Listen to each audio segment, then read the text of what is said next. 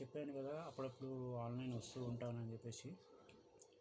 మనం అందరం కలిస్తేనే ఏదైనా చేయగలుగుతాము. అంటే చాలా ఐడియాస్ని ఇచ్చిన, ఇప్పుడు చెప్పిన కదా. ఇప్పుడు నా స్టోరీ గురించి మీకు ఆల్రెడీ తెలుసు. మన అందరు పొలిటీషియన్స్ ఉన్నారు. ఇప్పుడు పాలిటిక్స్ సంబంధించి కానీ, ఇప్పుడు దేశం గురించి కానీ ఏదో చాలా ఐడియాస్ ఇస్తూ ఉన్నాను నేను. కానీ కొన్ని వాళ్ళు అవసరమైనవి తీసుకుంటున్నారు, అనవసరమైన అని చెప్పేసి వదిలేస్తున్నారు. ఇప్పుడు మన మోడీజీ గురించి చెప్పాలనుకున్నా కూడా, ఇప్పుడు నీట్ గురించి కూడా కొన్ని ఐడియాస్ ఇచ్చిన అనమాట. నీట్కి సంబంధించి ఏమైనా ఐడియాస్ ఇచ్చాను అంటే, మనకి ఇప్పుడు క్వశ్చన్ పేపర్ ఏదైనా ఉందనుకోండి, దానికి మామూలుగా ఏం చేస్తాం మనం, పేపర్ లీక్ కాకుండా ఒక 100 పేపర్స్ ఇచ్చామనుకోండి, 100 క్వశ్చన్ పేపర్స్ రెడీ చేసాం. అందులో ర్యాండమ్గా ఇప్పుడు లాటరీ ప్రకారంగా ఏదో ఒక్క క్వశ్చన్ పేపర్ తీసామనుకోండి, అది లీక్ అయ్యే ఛాన్స్ లేదు కదా. అది ఎప్పుడు లీక్ చేస్తాం మనం అంటే, ఎప్పుడు రివీల్ చేస్తామంటే ఒక గంట ముందు, ఎగ్జామ్కి ఒక గంట ముందు మనము ఈ క్వశ్చన్ పేపర్ని తీస్తాం అనమాట. సో అది లీక్ అయ్యే ఛాన్స్ లేదు కదా ఇంకా. సో అదే ఐడియాని మోడీజీకి కూడా చెప్పాను. కానీ మరి ఆ ఐడియా నచ్చలేదా, లేకపోతే వాళ్ళ ప్రాబ్లం ఏందో మరి నాకు కూడా అర్థం కాలేదు. అది కాకుండా మనం చాలా ఐడియాస్ ఇవ్వచ్చు. మనం ఒక్కొక్కరికి ఇప్పుడు కొన్ని క్వశ్చన్ పేపర్స్ మనం 100 క్వశ్చన్ పేపర్స్ రెడీ చేయొచ్చు. 100 క్వశ్చన్ పేపర్స్, ఆ 100 క్వశ్చన్ పేపర్స్ ఇప్పుడు ఇద్దరు స్టూడెంట్స్ ఉన్నారు. క్లాస్లో చాలామంది స్టూడెంట్స్ ఉంటారు కదా, ఒక 50 మంది స్టూడెంట్స్ ఉన్నారు అనుకోండి. పక్కనే ఉన్న వాళ్ళకి సేమ్ క్వశ్చన్ పేపర్ కాకుండా డిఫరెంట్ క్వశ్చన్ పేపర్ ఇవ్వాలి. ఇప్పుడు 100 క్వశ్చన్ పేపర్స్ అనుకోండి, 100 క్వశ్చన్ పేపర్స్ ఇవ్వండి. ఇప్పుడు కొందరికి టఫ్ రావచ్చు, కొందరికి ఈజీగా రావచ్చు, చెప్పలేము కదా మనం. అట్లా ఉండాలి క్వశ్చన్ పేపర్. ఇప్పుడు ఎవరు దాన్ని లీక్ చేయలేరు, దాన్ని ఎవరు ఇంకా లీక్ చేసే ఛాన్సే ఉండదు దానికి. అట్లా మనం చేయగలిగినప్పుడే ఇలాంటి ప్రాబ్లమ్స్ అన్నీ సాల్వ్ అవుతాయి అని చెప్పేసి నేను చెప్పాను. మరి వీళ్ళకి ఎందుకు అర్థం కావట్లేదో మరి నాకు కూడా అర్థం కావట్లేదు అసలు. దీని గురించి మీరేమంటారో మీరు కూడా ఒకసారి నాకు చెప్పండి. ఇప్పుడు చెప్పిన ఐడియాస్ గుర్తుంది కదా. ఇప్పుడు 100 క్వశ్చన్ పేపర్ తీసి ఎగ్జామ్కి 1 అవర్ ముందు మనం లాటరీ ప్రకారంగా తీసి ఆ క్వశ్చన్ పేపర్ని ప్రింట్అవుట్ తీసేసి అప్పుడే క్వశ్చన్ పేపర్ స్టూడెంట్స్కి ఇవ్వాలి. ఇమీడియట్లీ ఒక గంట ముందు ప్రింట్అవుట్లో టకా తీసేసి అందరు స్టూడెంట్స్కి ఇచ్చేసి ఎగ్జామ్ రాశారనుకోండి, అయిపోతుంది కదా. ఇంకో నిమిషం.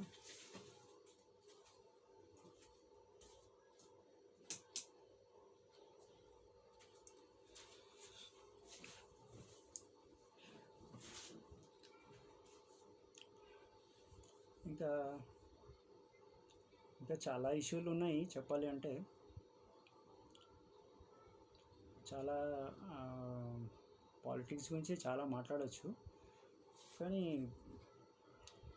కొన్ని విషయాలు బయటికి చెప్పడం మంచిది కూడా కాదు అని చెప్పేసి అనుకుంటున్నా. అంటే బయటికి తెలియకుండా ఇంటర్నల్గా చాలా జరుగుతున్నాయి ప్రపంచానికి తెలియకుండా, మీడియాకి తెలియకుండా. అంటే మీడియాకి తెలుసు, కానీ మీడియా కూడా రివీల్ చేయట్లేదు బయటికి. ఇది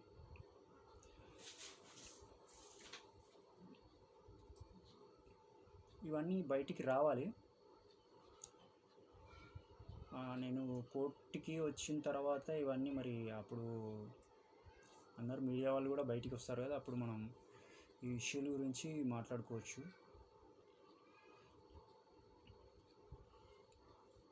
ఇంకా ఈ తెలంగాణ గురించి మాట్లాడుకోవాలి.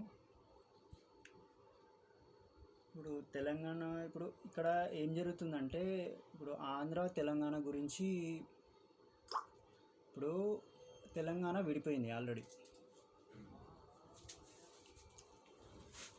తెలంగాణ విడిపోయింది ఆంధ్రప్రదేశ్ నుంచి. కాకపోతే వీళ్ళు ఈ తెలంగాణ ఫిలిం ఇండస్ట్రీ ఉంది కదా, అది విడిపోలేదు అనమాట. అది ఆంధ్ర వాళ్ళ కంట్రోల్లోనే ఉంది. అంటే ఇప్పుడు తెలంగాణ ఫిలిం ఇండస్ట్రీలో ఆంధ్ర వాళ్ళు ఉంటున్నారు అనమాట, వాళ్ళే రూల్ చేస్తున్నారు. మన చిరంజీవి గారు దానికి ప్రైమ్ మినిస్టర్ లాంటి వాళ్ళు అనుకోండి. ఇప్పుడు అర్థమవుతుంది కదా మీకు చెప్పాలంటే. మన ఫిలిం ఇండస్ట్రీకి కూడా ఒక ప్రెసిడెంట్ ఉన్నారు. దానికి ఆంధ్ర అతను ఎవరు, చిరంజీవి గారు కదా. చిరంజీవి గారు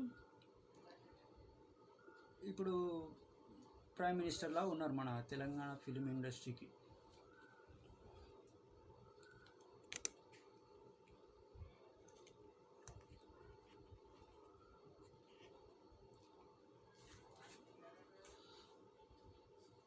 సో వాళ్ళు ఇప్పుడు నన్ను ఆపడానికి రీజన్ కూడా అలాంటిదే.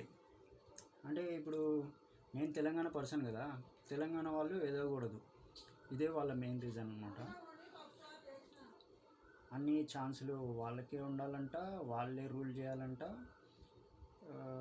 తెలంగాణ తెలంగాణ భాషని వాళ్ళు అవమానిస్తూ వచ్చారు చాలా ఏళ్ళ నుంచి, మీకు తెలిసిందే కదా.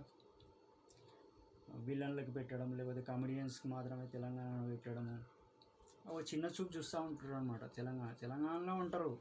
మళ్ళీ ఇప్పుడు ఈయన నారా లోకేష్ అన్నయ్య ఆయన ఏమని చెప్తున్నారంటే, మమ్మల్ని ఉన్న పరంగా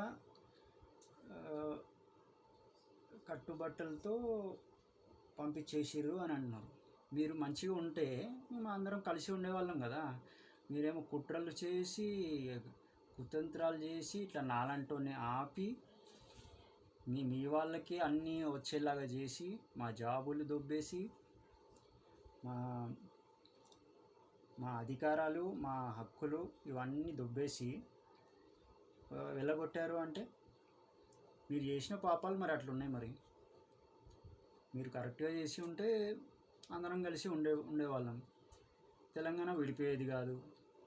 నాకు కూడా ఆంధ్ర అంటే ఇష్టం. అంటే ఆంధ్ర వాళ్ళు చాలా బాగుంటారు.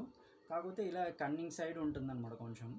తెలంగాణ వాళ్ళు అంటే ప్యూర్గా ఉంటారు, కానీ ఆంధ్ర వాళ్ళు అంటే ఆంధ్ర అలవాట్లు నాకు నచ్చాయి అనమాట. ఆంధ్ర భోజనం కానీ, ఆంధ్ర అలవాట్లు, వాళ్ళ పద్ధతులు బాగుంటాయి, అన్నీ బాగానే ఉంటాయి. కానీ కుట్రలే బాగుండవు నాకు. ఇలాంటి అంటే ఇప్పుడు వాళ్ళకి రావాలి అన్నీ అన్నట్టు. ఇప్పుడు తెలంగాణలో ఉన్న అందరూ హీరోలు, పెద్ద పెద్ద స్టార్స్ అందరూ ఆంధ్ర వాళ్ళే కదా. వాళ్ళందరూ ఇప్పుడు మన తెలంగాణ వాళ్ళని ఎదగనిస్తలేరు. ఇప్పుడు వచ్చిన మెయిన్ ప్రాబ్లం ఇదే. ఆంధ్ర తెలంగాణ విడిపోయినా కూడా తెలంగాణ ఫిలిం ఇండస్ట్రీ విడిపోలేదు. కానీ ఇప్పటి నుంచి అంటే నేను చెప్పిన కొన్ని రోజుల తర్వాత నుంచి వీళ్ళు ఇప్పుడు రియలైజ్ అయ్యి, చంద్రబాబు నాయుడు గారు విశాఖలో సురేష్ స్టూడియోస్ పెడుతున్నట్టున్నారు. ఇప్పుడు వెంకటేష్ గారిది కానీ స్టూడియోస్ పెడుతున్నారు. అక్కడ కూడా చేసుకోవచ్చు. అంటే అక్కడ చాలా బాగుంటుంది. ఇంకా చెప్పాలంటే అక్కడ బీచ్ ఉంటుంది కదా. మన తెలంగాణ కంటే అది ఎక్కువ డెవలప్ అయ్యే ఛాన్సెస్ ఉన్నాయి చెప్పాలంటే. అదే ఇప్పుడు వాళ్ళు ఆంధ్రాని డెవలప్ చేసుకున్నారు అనుకో, వాళ్ళు అక్కడ వెళ్ళిపోతారు. మన తెలంగాణ సపరేట్గా ఉంటుంది. ఎవరికి వాళ్ళు సపరేట్, అప్పుడు ఎవరికి వాళ్ళు విడిపోయి కలిసి ఉండొచ్చు. కానీ కలిసి ఉంటామని చెప్పేసి ఇట్లా కుట్రలు చేసేసి తెలంగాణ వాళ్ళని డౌన్ చేసేయడానికి ట్రై చేస్తే అదే మంచిది కాదని నేను చెప్తున్నాను. ఇప్పుడు ఈ విషయం గురించి ఇప్పుడు తెలంగాణ వాళ్ళు మనకి తెలంగాణలో ఉన్న మీడియా ఎంతమంది ఆంధ్ర వాళ్ళు ఉన్నారో తెలుసా మీకు? ఆల్మోస్ట్ 70-80% మొత్తం అంతా ఆంధ్ర మీడియా వాళ్ళే ఉన్నారు. ఇప్పుడు పవన్ అన్నే ఉన్నారు కదా, పవన్ అన్నే పార్టీ పెడుతున్నారంటే సపోర్ట్ చేసేది మొత్తం ఈ ఆంధ్ర మీడియా వాళ్ళే. తెలంగాణలోనే ఉంటారు కానీ ఆంధ్ర వాళ్ళకి సపోర్ట్ చేస్తారు అనమాట. అంతా వాళ్ళకి సంబంధించే ఉన్నాయి మొత్తం. ఇక్కడ ఏమున్నా కూడా అన్నీ వాళ్ళకి సంబంధించే ఉన్నాయి అనమాట. వాళ్ళే ఇప్పుడు జనసేన పార్టీ మొన్న ఇక్కడ తెలంగాణలో పెట్టడానికి కారణం కూడా ఇదే రీజన్ అనమాట. ఇప్పుడు తెలంగాణని పొలిటికల్గా వాళ్ళ కంట్రోల్లోకి తీసుకుందామని చెప్పేసి అనుకుంటున్నారు. ఇప్పుడు తెలంగాణకు సంబంధించి అంటే వీళ్ళది ఇప్పుడు మామూలుగా ఇప్పుడు ఏం జరిగింది, మనకు తెలంగాణ ఎందుకు విడిపోయింది? మనకి తెలంగాణ సపరేట్ కావాలని చెప్పేసి కదా తెలంగాణ సపరేట్ అయ్యింది ఆంధ్ర నుంచి. వీళ్ళు ఇప్పుడు మళ్ళీ పొలిటికల్గా కంట్రోల్ తీసుకుంటే ఇప్పుడు మన తెలంగాణ తెచ్చుకొని లాభం ఏంటి? ఇదే విషయం నేను కవితక్కని కూడా అడిగిన ఉంటాయి అనమాట. కవితక్క అదే విషయం చెప్తుంది. కానీ వీళ్ళు మన రేవంత్ అన్న ఉన్నారు కదా, ఆయన కొంచెం ఆంధ్రాకి సపోర్ట్ చేస్తూ ఉంటుంటారు. అంతే ఇప్పుడు చంద్రబాబు నాయుడు గారు ఉన్నారు కదా, ఇప్పుడు ఆయనకి బాగా సపోర్ట్ చేస్తూ ఉంటుంటారు అనమాట. ఆయనని కాదని ఏ విషయం చేయరు. ఇప్పుడు నేను ఇంకో విషయం ఏం చెప్పానంటే, మనకి ఇక్కడ ఆంధ్ర వాళ్ళందరూ కలిసి ఓట్స్ వేస్తున్నారు. ఆంధ్ర వాళ్ళు తెలంగాణలో ఓట్స్ వేస్తారు, అటు మళ్ళీ ఆంధ్రాలో కూడా ఓట్లు వేస్తారు. అంటే అటు ఓట్లు వేస్తున్నారు, ఇటు ఓట్లు వేస్తున్నారు. ఇక్కడ వీళ్ళే రెండు సైడ్లు ఓట్లు వేస్తున్నారు అనమాట. అది రాజ్యాంగం ప్రకారం చట్టవిరుద్ధం కదా. వీళ్ళని ఇప్పుడు జైల్లో వేయాలి చెప్పాలంటే. 1 year జైలు శిక్ష ఉంది మామూలుగా చెప్పాలంటే దీనికి. రెండు స్టేట్లో ఓటర్ ఐడి ఉండడం అనేది. సో ఇలాంటివి పట్టించుకోవట్లేదు అనమాట వాళ్ళని రేవంత్ అన్నయ్య. చంద్రబాబు నాయుడు గారు ఏం చెప్తే అది రేవంత్ అన్నయ్య వింటారు అనమాట. సో ఇలాంటి చాలా ప్రాబ్లమ్స్ ఉన్నాయి. ఇవన్నీ బయటికి రానియకుండా చాలామంది ఆపుతున్నారు. మీడియాలోకి వస్తే ఇలాంటి విషయాలన్నీ తెలుస్తూ ఉంటాయి. ఇప్పుడు నేను వీళ్ళందరితోటి మాట్లాడుతున్నాను, నేను రేవంత్ అన్నయ్యతోటి కానీ, పవన్ అన్నయ్యతోటి కానీ, మన మోడీజీతో కానీ, చంద్రబాబు నాయుడు గారితో కానీ, అందరు పొలిటీషియన్స్ ఉన్నారు చాలామంది. కవితక్క, కేటీఆర్ అన్నయ్య, ఇప్పుడు అందరు ఉన్నారు, చాలామంది ఉన్నారు. ఒక్కొక్కరిది ఒక్కొక్క రెస్పాన్స్ ఉంటుంటుంది అనమాట. నాకు తెలిసినన్ని ఇక్కడ ప్రపంచానికి మీడియాకు కూడా తెలియవు. ఈ పొలిటీషియన్స్ అందరి మైండ్ సెట్లు నాకు తెలుస్తున్నాయి ఇక్కడ. ఇది బయటికి రానియకుండా మీడియానే కంట్రోల్ చేస్తున్నారు. మీడియానేమో వాళ్ళ కంట్రోల్లో ఉంది. సో ఇవన్నీ మనం కోర్టుకు వస్తే ఇవన్నీ బయటికి వస్తాయి చెప్పాలంటే. నేనే వీడియోస్ కూడా చేయొచ్చు, డైలీ ఒక వీడియో చేద్దామని అనుకుంటున్నా. కానీ ఇక్కడ కోర్టులో కేసు అయిన తర్వాత మనం మీడియాకి వస్తే బాగుంటుందని నేను ఆలోచన చేసినట్టు. మెల్లిగా ఇప్పుడు కోర్టు పని అయిన తర్వాత మనం చేయొచ్చులే అని చెప్పేసి అనుకున్నాను అనమాట. కానీ అలాగే చాలా లేట్ అయిపోయింది. మనం చాలా వీడియోస్ చేయాలి యాక్చువల్లీ. మీతో టచ్లో ఉండాలి అని అనుకుని ఉంటే అనమాట. చేద్దాం, చాలా వీడియోస్ చేయాలి, నేను చేస్తూ ఉంటా. ఇంకా సినిమాల గురించి రివ్యూస్ కూడా ఇవ్వాలి అనుకుని ఉంటాయి అనమాట. సినిమాల్లో కూడా ఇంకా చాలా టాపిక్స్ ఉన్నాయి. ఇప్పుడు సినిమా బడ్జెట్ కానీ, హీరో రెమ్యూనరేషన్ కానీ,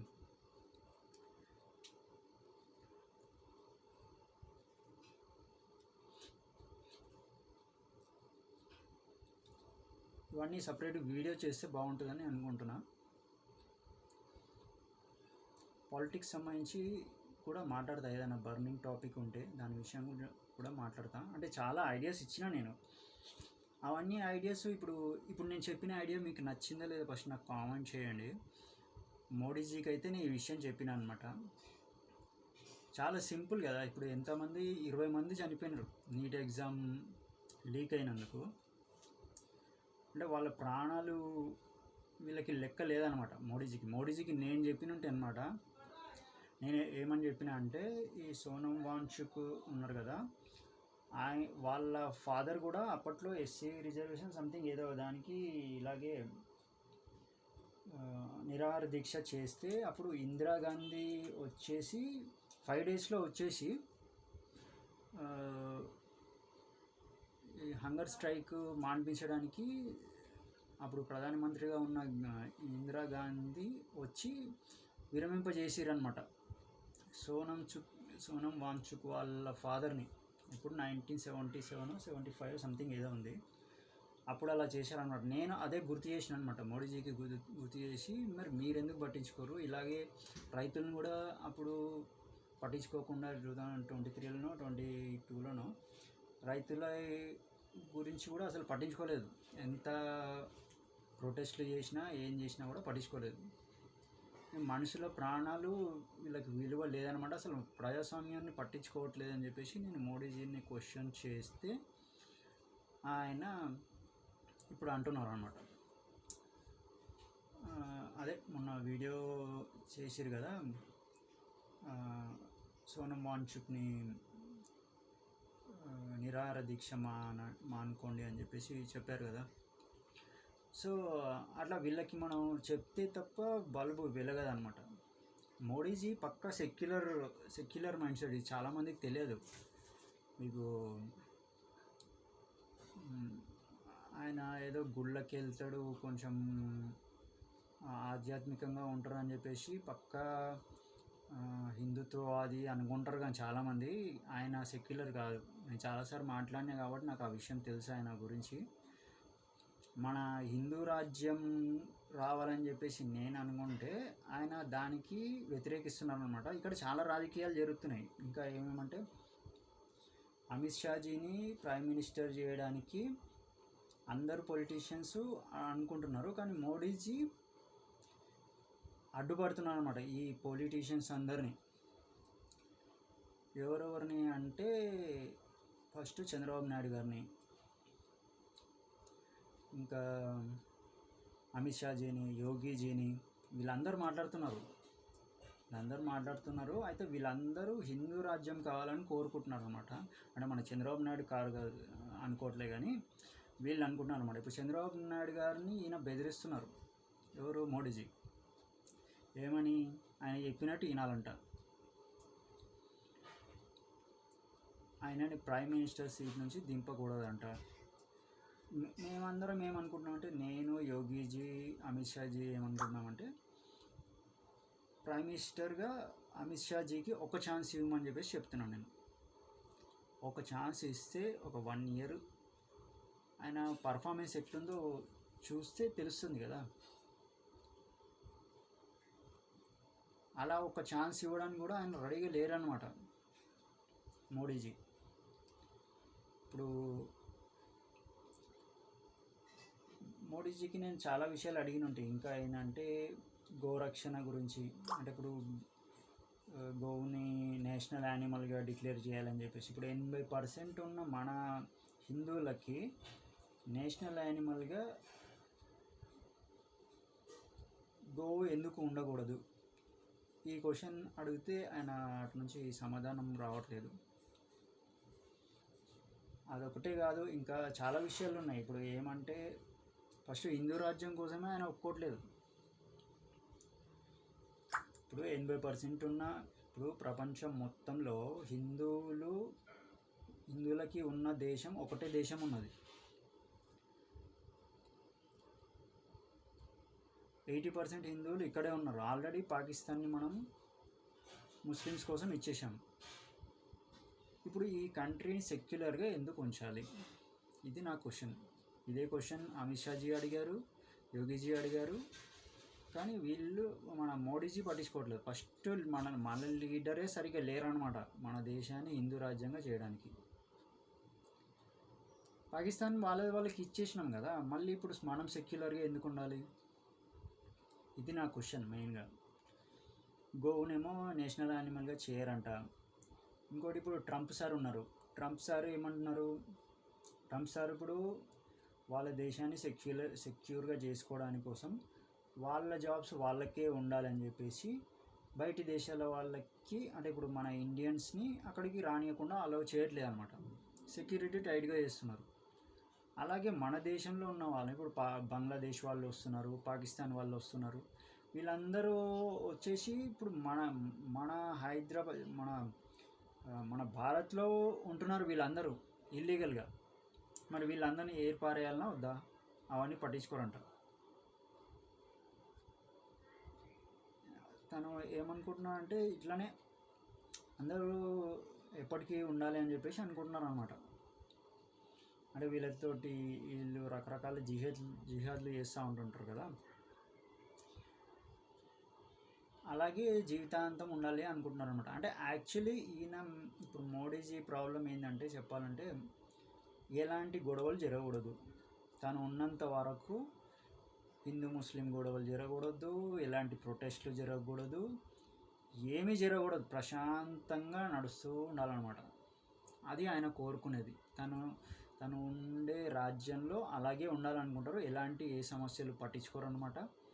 ఏదో డెవలప్మెంట్ కోసం కొంచెం ట్రై చేస్తూ ఉంటుంటారు, కానీ డెవలప్మెంట్ మాత్రమే చేస్తారనమాట. సెక్యూరిటీ గురించి పట్టించుకోరు. ఇంకా సంక్షేమం అయితే కొంచెం పట్టించుకుంటారు. సంక్షేమము, డెవలప్మెంటు, సంక్షేమం ఇవి 2 చేస్తారు. కానీ సెక్యూరిటీ గురించి మాత్రం పట్టించుకోరు అనమాట. ఈ సెక్యూరిటీ ఇష్యూలోనే ఇప్పుడు అమిత్ షాజీ కానీ, యోగీజీ కానీ, నేను కానీ అందరు క్వశ్చన్ చేసేది దీని గురించి అనమాట. సో ఇలాంటి చాలా టాపిక్స్ ఉన్నాయి ఈ ప్రపంచానికి తెలియకుండా చాలా జరుగుతున్నాయి. ఇప్పుడు మోడీజీ గురించి కానీ ప్రపంచానికి ఏం తెలియట్లేదు. ఇంకా చాలా ప్రపంచ రాజకీయాలు చాలా ఉన్నాయి చెప్పాలంటే. అవన్నీ మెల్లిగా చెప్తాను. ప్రస్తుతానికి వీడియో చాలా పెద్దగా లెందీ అయిపోతుంది. ఇంకో వీడియోలో చెప్తా కానీ నేను అప్పుడప్పుడు వస్తూ ఉంటాను. మనం చాలా విషయాలు మాట్లాడుకోవాలి, చాలా ప్రాబ్లమ్స్ సాల్వ్ చేయాలి. మనం కలిస్తేనే ఇలాంటి ప్రాబ్లమ్స్ అన్నీ సాల్వ్ చేయగలుగుతాం.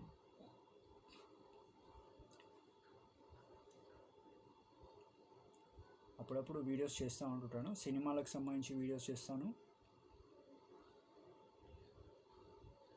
పాలిటిక్స్ గురించి కూడా మాట్లాడతాను. అన్నీ మాట్లాడుకుందాం మెల్లిగా. కొంచెం టైం తీయాలి, అది మెయిన్ ఇంపార్టెంట్. నేను కలుద్దాం. నాకు కామెంట్స్ చేయండి, రిప్లై చేయండి, షేర్ చేయండి, ఫాలో చేయండి.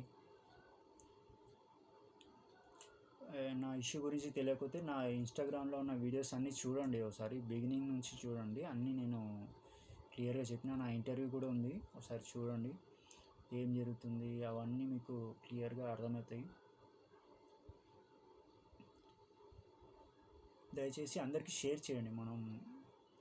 మీరు నేను కలిస్తేనే ప్రజలకి అన్నీ తెలిస్తేనే మనం క్వశ్చన్ చేయగలుగుతాం. మనం క్వశ్చన్ చేయడం చాలా ఇంపార్టెంట్. మోడీజీకి క్వశ్చన్ చేయడం కూడా నచ్చదు, మీకు తెలుసో తెలియదు.